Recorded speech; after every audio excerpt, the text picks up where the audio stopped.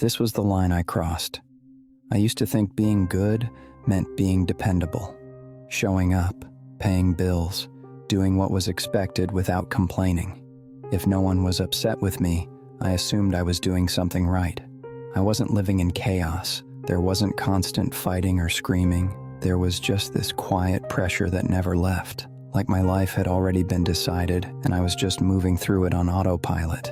When I met her, it didn't feel like a choice. It felt like waking up, like someone finally saw me as more than a role I played for other people. With her, I wasn't a husband or a father or a provider. I was wanted. I told myself that mattered.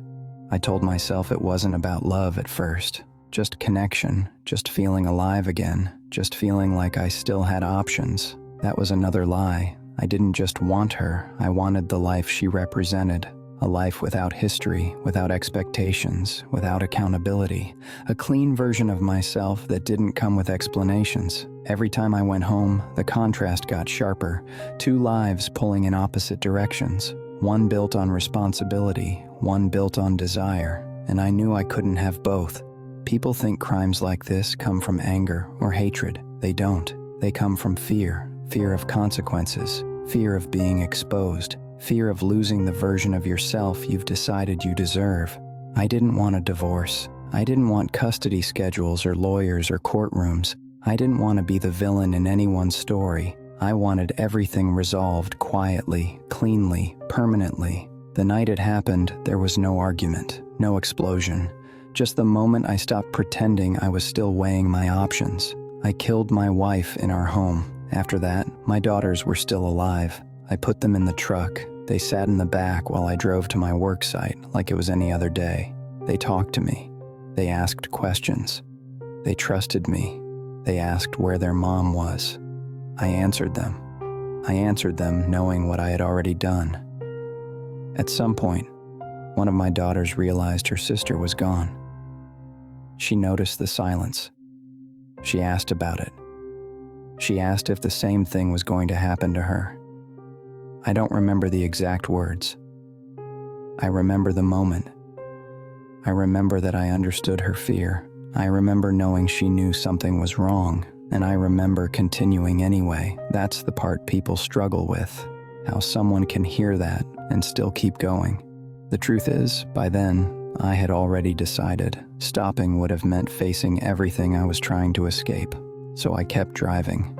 At the oil field, I did what I had already decided to do. I buried my wife nearby. Then I took my daughters, one at a time, and put them into separate oil tanks. I'm not telling you this to shock you. I'm telling you because this wasn't a blur or a blackout. It was deliberate. It was controlled. It was the result of weeks of justification. Afterward, I went to work. I sent texts. I answered calls. I smiled at people who had no idea what I had just done. I stood next to friends and neighbors while they searched for my family, knowing exactly where they were. And here's the part that should make you uncomfortable, because it's the part that made all of this possible. I felt calm. I told myself that meant I was strong, that I was in control, that if I acted normal enough, reality would fall in line behind the lie. It didn't. When the questions came, I lied easily. When the cameras showed up, I smiled. When the pressure closed in, I still told myself I was a good man who had made a hard choice.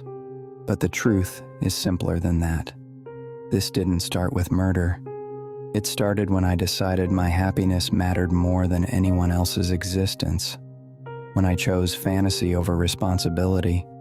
When I chose silence over honesty. Evil doesn't arrive screaming. It arrives offering solutions. It tells you that removing people is easier than facing who you've become. I didn't lose control. I surrendered it. And once you do that, there is no version of this story where you are still the good guy.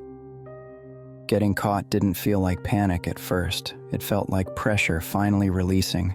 For weeks I had been holding the story together with effort, watching my words, watching my face, watching myself. When it collapsed, part of me felt relieved. That's hard to admit, but it's true.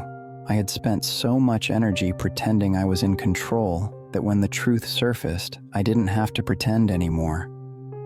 In the interrogation room, I kept waiting for fear to take over, for my body to react the way it was supposed to. But mostly, I felt empty. The version of myself I was trying to protect disappeared the moment the lie stopped working. When they confronted me with evidence, I realized something I hadn't allowed myself to see.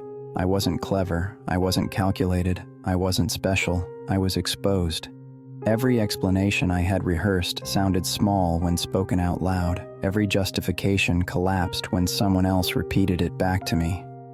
I saw my choices reflected in their faces, not confusion, not debate, just recognition. They already knew who I was. Confessing didn't feel brave.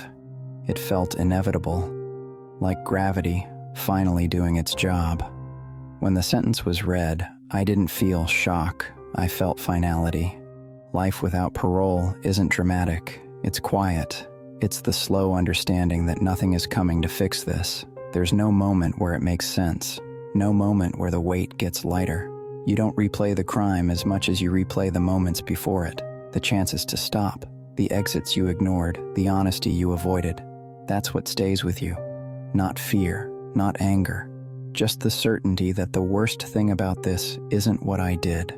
It's that I understand it now, and there's nothing left to do but live inside that understanding for the rest of my life.